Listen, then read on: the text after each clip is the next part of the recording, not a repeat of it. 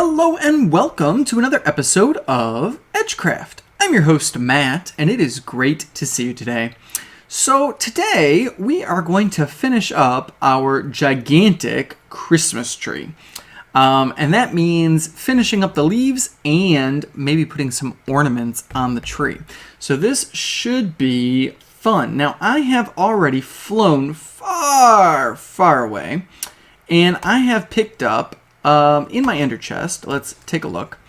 We're gonna come over here, and my snowmen are hard at work at covering the area in snow, and I'm not gonna let them blow up again.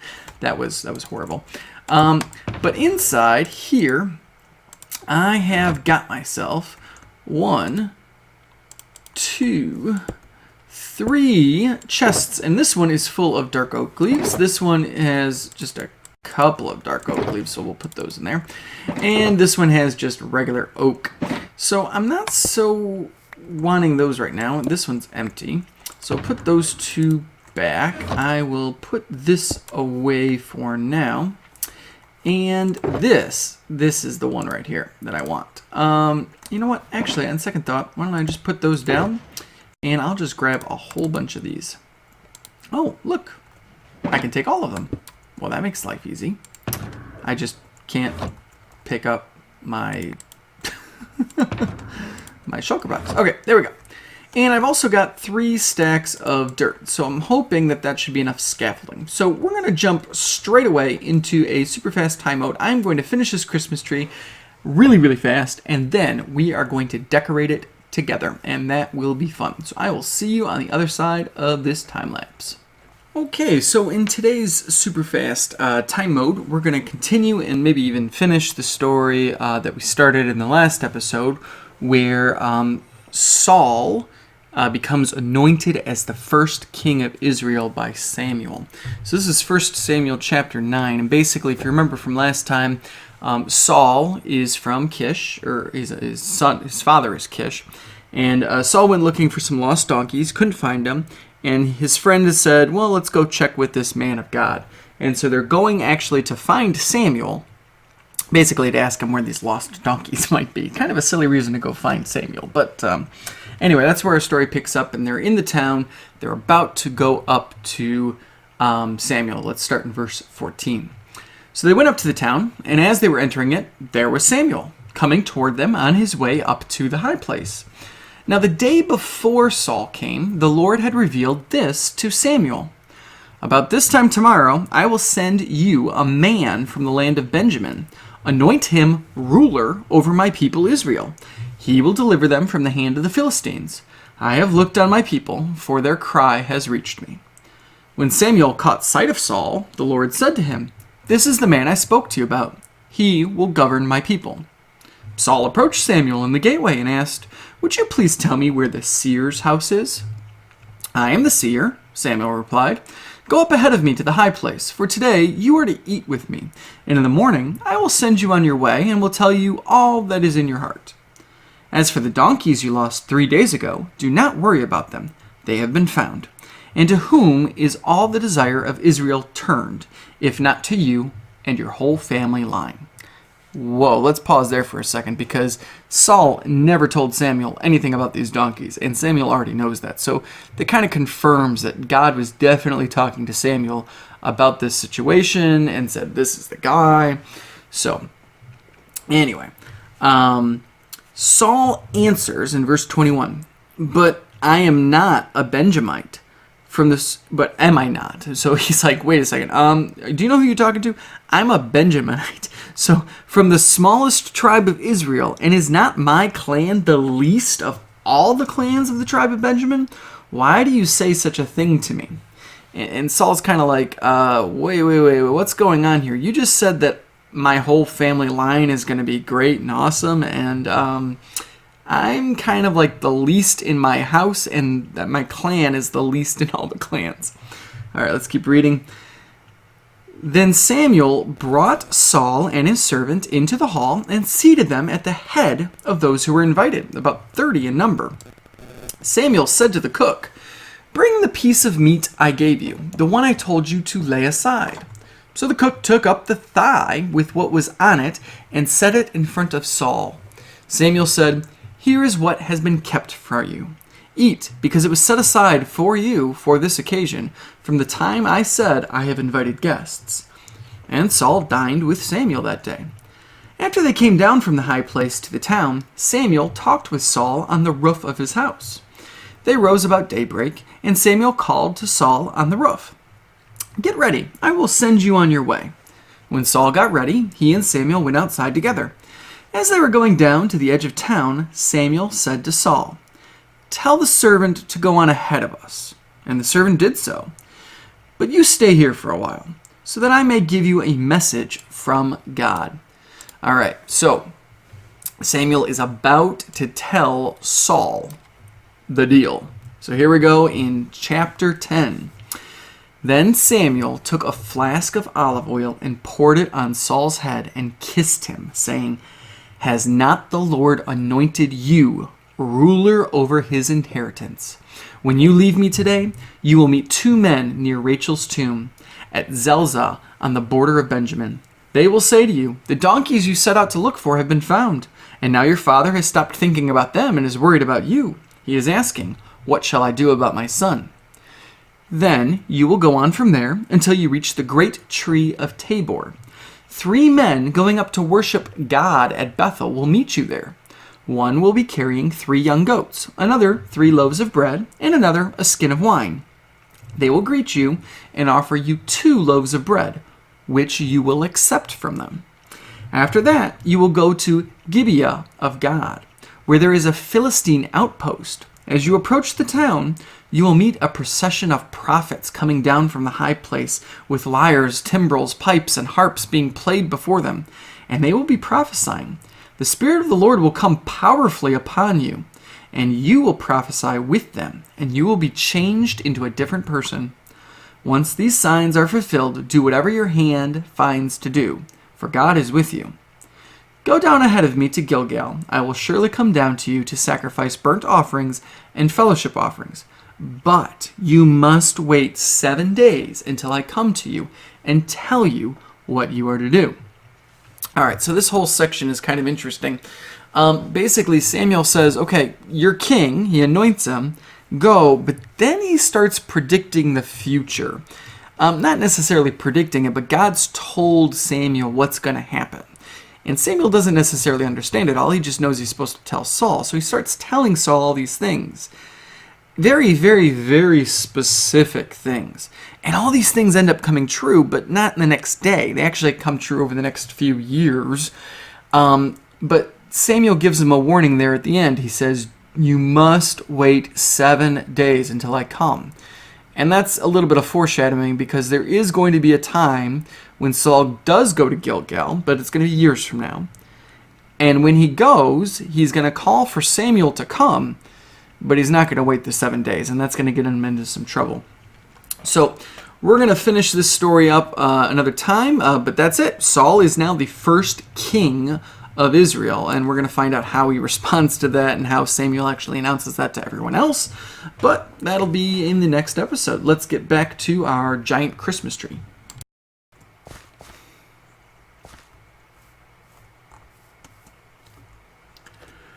Okay, so that's our Christmas tree.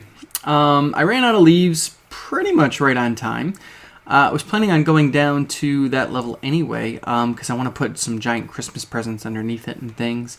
But I ran out of dark oak leaves, and you may have noticed that I used regular oak leaves, and it turns out they're exactly the same. I thought they were going to look different, and so I was really worried, but I can't see a difference at all. So unless there's a texture update in one of the more recent updates or anything like that that changes the way dark oak and oak looks, I think it's going to be fine. So the next thing we need to do is cover this land in snow, which I thought my snow golems were going to do, but guess not. And then we're going to put some presents under here. So... and decorate the Christmas tree. So let's, yeah, it's middle of the day. I don't have to worry about zombies right now and creepers. Yeah, these snow golems were a nice idea because they definitely filled the area up with some snow, but they also are causing some issues with, well, creepers. So yeah, I'm gonna start killing those guys a bit. But I need to go grab some snow. Oh, I am out of hunger, food. I like sprinting all over the place. And when I can't sprint anymore, it bothers me like crazy. Okay, so let's see. In order to make some decorations, I am going to want some different colors of concrete powder. We'll do the snow later. Ooh, terracotta. That's just not bright enough. I don't want to use terracotta. All right, so I want red decorations. I want some blue decorations. I want some purple decorations. I want some orange decorations. I think that's it. Yeah, because the green will clash. Black, white, no. I think those are the colors I want. So, let's see. Where is all of that sand? Nope. Nope. There it is. Alright, so let's get, I don't know, 3 stacks of, let's make it 4. 4 stacks of sand. I don't know if I have enough gravel for this. How much gravel do I have? Do I have any gravel? Let's see, gravel. There it is, gravel. Ooh, good. 1, 2, 3, 4. Perfect. That is great. Now let's make some concrete powder. First, I want to make some red concrete powder. And I wanted to make not that much. No, I wanted to make, let's see, how many ornaments should I make of each kind? How about I just make 16 of each? That should be probably more than enough. Okay, so we'll make some blue. Yep, 16. And we'll make some orange. And we'll make some purple. Perfect. Okay, now I can put my gravel back because I clearly did not need that much. I thought I was going to need a lot more. I can put my sand back. And I mean, 16 of each color. Whew, that's 64 ornaments right there. I do not think I have enough room on my tree for 64 ornaments. But, you know, we'll see what happens. And, let's put my dyes back so I can use them later. Alright, and I've got all my colors, and I got my dirt for scaffolding, and I've got snowballs. Okay, now the next thing, it's almost nighttime. Quick, run to the bed. Am I gonna make it? Probably not. Oh my gosh, I thought I was gonna have plenty of time. Go, go, go. If those creepers spawn next to my snow golems, this place is gonna turn into an explosion. Oh, I already see a skeleton. That's not good. Oof. Gotcha. Okay. Go to sleep, go to sleep, go to sleep. If you start hearing explosions in the background, you know what's going on. Hey. That's right. I got you, and you did not get me. Anyway, let's see. So, we need ornaments, but I don't want to make them out of concrete powder. I need to make them out of concrete. So what I want to do is go over here to the water, and this is what I do to make concrete. The first thing I do is I get my concrete all in my hand, and I lay it down, and I stack up like this. And I just keep stacking and stacking and stacking. And then I'll switch to the next color, and I'll keep going. So I'll be back with you in just a second. Okay, and so now that we're at the top, ooh, pretty view, great. We can just fall down, because we can just fall right into the water. No need to worry. Yep. Swim up here. stand right here in the water, and you might want to make sure that, yeah, see, I don't want any of my concrete powder to float away on me.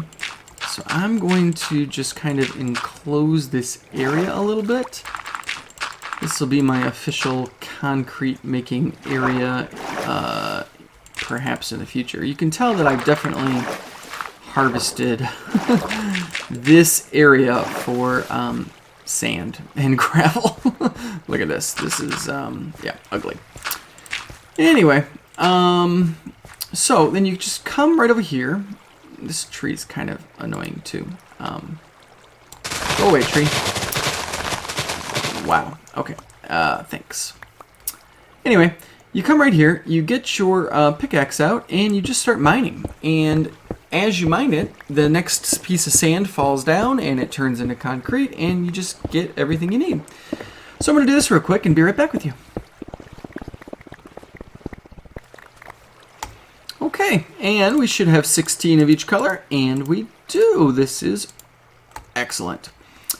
All right, so, yeah, that tree, you know what, tree, since I made you look all ugly, I'm just going to cut you down so that you can disappear. Anyway, back to my Christmas tree. So, the first thing is, let's put some ornaments on the bottom and see what that looks like. So, let's put one there. And I want to do them somewhat even, but somewhat not even, because if they're too even, that'll just look a little weird. So, let's see. Yeah, let's do that. And let's go with a purple. Again, I don't want perfect symmetry. Yeah, I want it to look like basically some kids decorated this. All right, let's take a look. Oh, yeah. Yeah, it's looking good already. All right.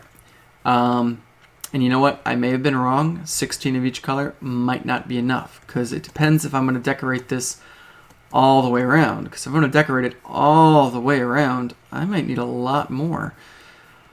But let's keep going. So I've done 2 of each so far. Let's you know, keep on decorating. Yeah, that's good. That's good. Interesting. There we go.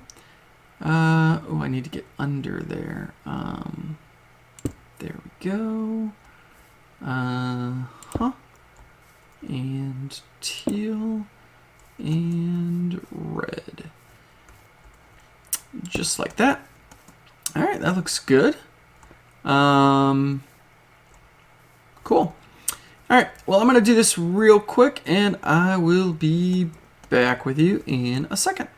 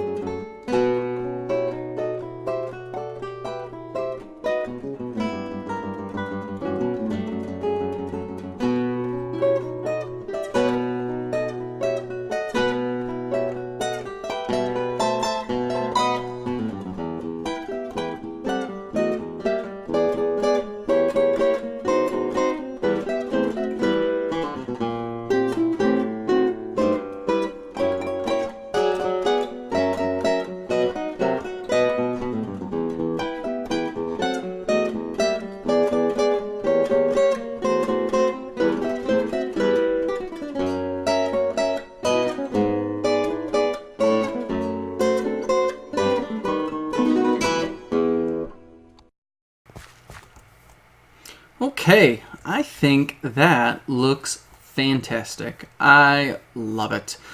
So there's just one last thing we're going to do in today's episode, and then we're going to finish this off. And that one is going to require some yellow concrete. Not a lot, just a little bit.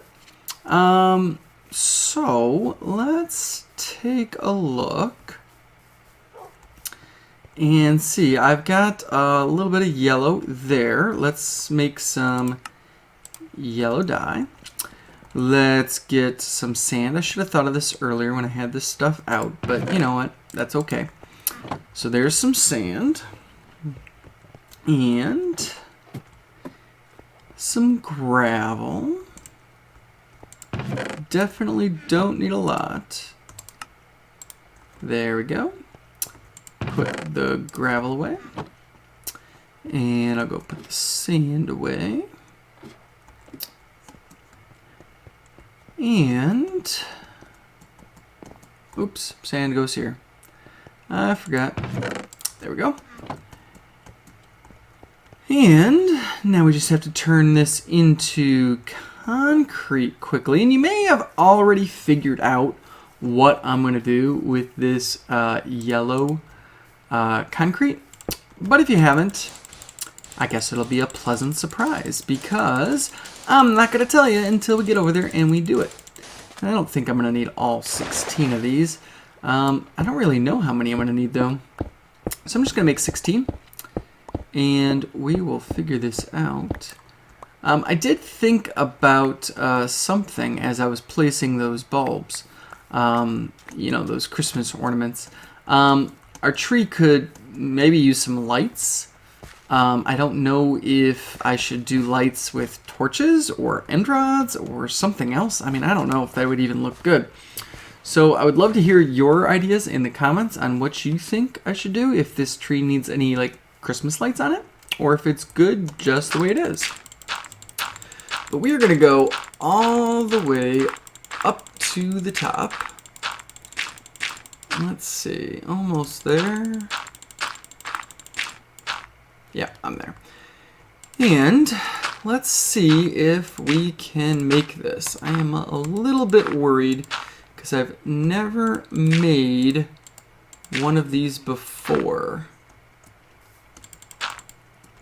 So let's see. I want, I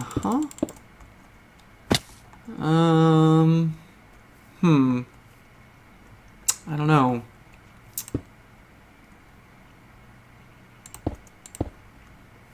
I think if I break that,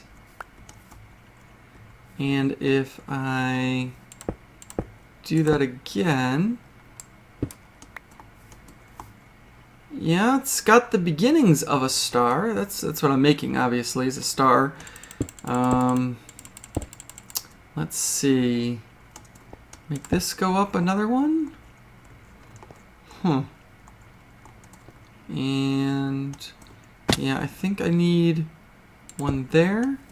Ugh, that's gross. Yeah, I think. Alright, I need to get back up there. Come on. No. I think I need. Yeah, we'll break those in just a second. I don't know. I don't know if this is gonna look any good at all. Let's throw up one more. Ugh. Gross. Yeah, this star sucks. excuse my language. That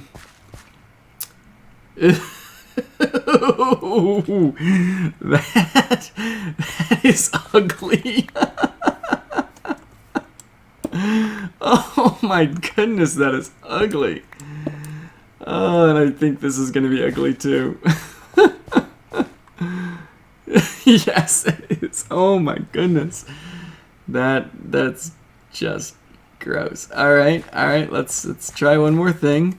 What if I break that?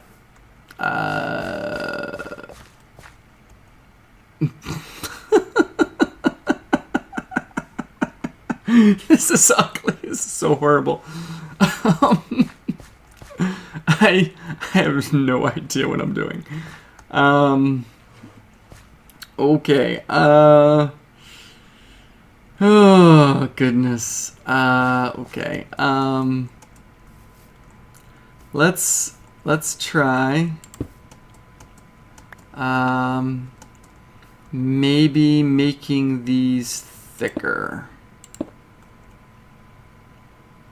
and longer.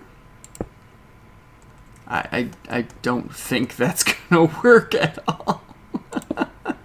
This thing is so hideous.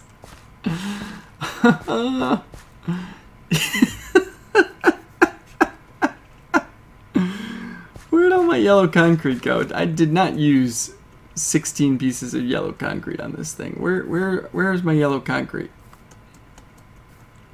Did I really use 1, 2, 3, 4, 5, 6, 7, 8, 9, 10, 11, 12? I really did use... oh my goodness. It just keeps getting bigger and bigger. You know, I might be onto something. If I fill in those gaps again, and then I make those bigger too, I don't know, maybe it'll start looking good. This is hideous. Alright, you know what? We're going to call this an episode. We're going to do this in the next one because I need your help. I do not know how to make a star in Minecraft because this, let's face it, that is disgusting.